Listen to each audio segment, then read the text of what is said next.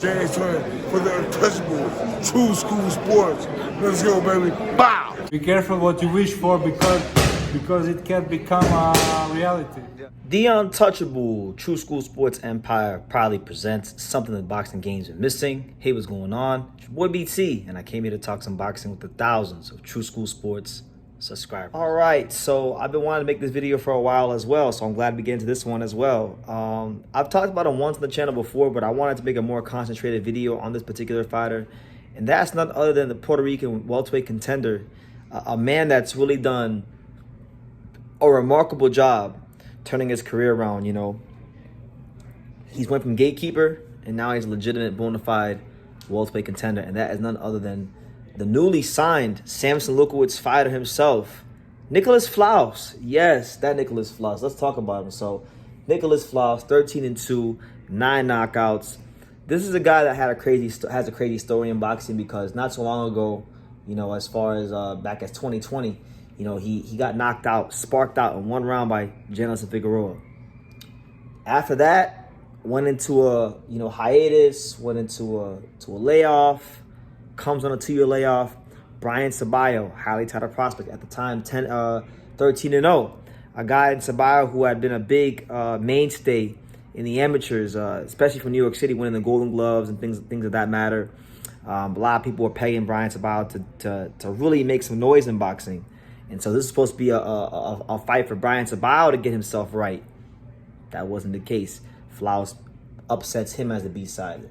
Then they bring him in to lose against Jahai Tucker. You know, Jahai Tucker, highly touted top-ranked prospect, a guy that was at one point linked to fight Xander Zayas, okay?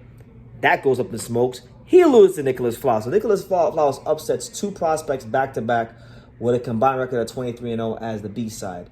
He then fights Luke Santa Maria, a guy that's, you know, fought some good fighters, and does to him what nobody's ever done to him in the boxing ring. He stops him. And then in his most recent outing, he stops up Alfredo Escarguera in 4 rounds. So 4 straight wins against, you know, good competition since the loss to Figueroa. And now, all of a sudden, quiet is kept. You know, you guys know I be going hard on these Puerto Rican fighters because, you know, I'm Puerto Rican myself, but I be getting mad at how overrated some of these Puerto Rican fighters are. But to me, this is a guy that I think is bringing some honor and some credibility to Puerto Rican boxing, because this is a guy that's fought his way into contention.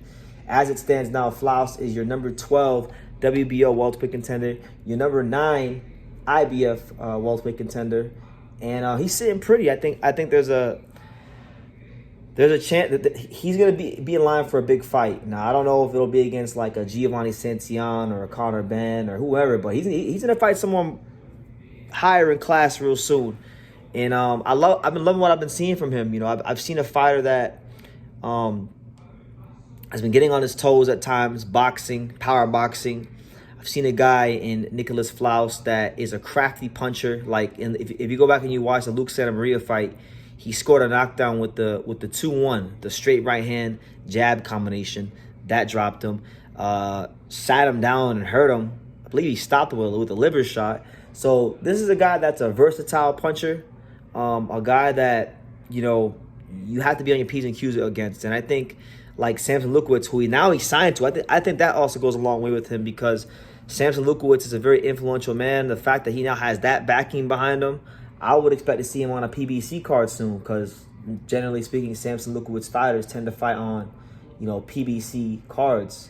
Now, I don't know who will fight or what kind of opposition they'll use him for, but this guy to me is one of the most interesting fighters in the welterweight division, because in boxing, especially these days with the way like people like to duck and maneuver their fighters and whatnot, it's very impressive when you see a guy who's literally just an opponent fight his way out of that, and now he's a legitimate contender to be taken serious. I have almost more respect for those guys than I do the A-side prospects, just because I know how hard that is for fighters. So that being said, I think there's one fight in particular here that really stands out that I would like to see get made. I don't know how realistic it is, but I would like to see it get made.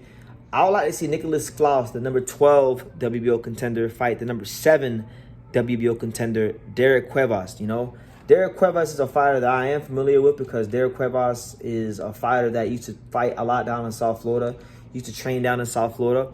Was very underwhelming during his time in South Florida, but he lost the fight in 2020.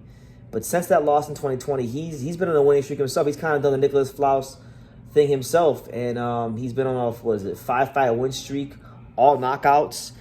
Nicklaus Flaz, all knockouts. Puerto Rican contender versus Puerto Rican contender. I don't see how you can go wrong with a fight like that. If I was the commissioner of boxing and I can make those decisions, that's the fight that will happen next. But whoever this guy fights, I think the boxing world, it's time we start paying great attention to him because he's been taking O's. He's been winning fights as the B side. He's been getting knockouts. And with the way the welterweight division is, I mean, if you look at the welterweight division these days, it's not exactly a murderer's row. You know, you got Mario Barrios holding a belt, Stanianis holding a regular belt. And there's no really, like, there's no, how do I say this? There's no clear-cut guy in the division. So there's plenty of really good fights to be made. A lot of interesting, dynamic talents in this division. I've mentioned Jin Sasaki on this channel many, many times, and I'll mention him one more time. I would love to see Nicklaus Flaz fight Jin Sasaki. I think that'd be an explosive fight, two big punchers. So I don't care who it is you pair this guy up with in the top 15. Whoever he fights is going to be worth watching because of the type of fighter he is, the style that he brings to the ring, the aggressive, power punching style that he brings to the ring. And I think he's a good example of some losses early in his career being good for you. You know, he lost to Figueroa in embarrassing fashion, being knocked out one round. But then he also lost to a guy that's not even boxing anymore, and a guy named Hershey-Bek Nurmatov, who's like 10-0 but hasn't boxed since like 2019. He's managed by Dave McWater. So two tough losses early in his career. He's bounced back in great fashion, and he's shown that, you know, hey, he's not an opponent. He's better than that, and he's a legitimate contender and threat to anyone in the welterweight division, I should say. So, yeah, man, watch out for him. He's in the top 10, top 15 of two of the sanctioning bodies. He's winning fights against good competition, and he's looking good doing it, and he's bringing honor, respect, and credibility to modern-day Puerto Rican boxing, which I love to see. So, yeah, let me know what you guys think in the comments down below. Nicklaus Flaz, who do you want to see him fight next, and what have you made about his resurrection in boxing? Because this is a resurrection if I've ever seen one. You know, once you get knocked out in one round, like he did against Janelson Figueroa, you're going to be the opponent. And they tried using him as the opponent multiple times with Jahai Tucker and Brian Tabayo, and it failed them miserably. So a lot of respect for the guy, Nicklaus Flaz, and with Samson behind him now, I would be led to believe that huge things are in store for him. So let me know what you guys think in the comments down below. Who you want to see Nicklaus Flaz fight next and why? Leave your comments down below. Make sure you guys take the time to subscribe. And like I say in every single one of these videos, you could love me or you could hate me, but I'm just a kid from Daniel. So until next time, take care, guys. Thank you for watching another video on the untouchable True School Sports Empire. I'm at the Boxing Hall of Fame out here in Contender, New York. And for more great boxing content just like this video, make sure you click and subscribe right over here.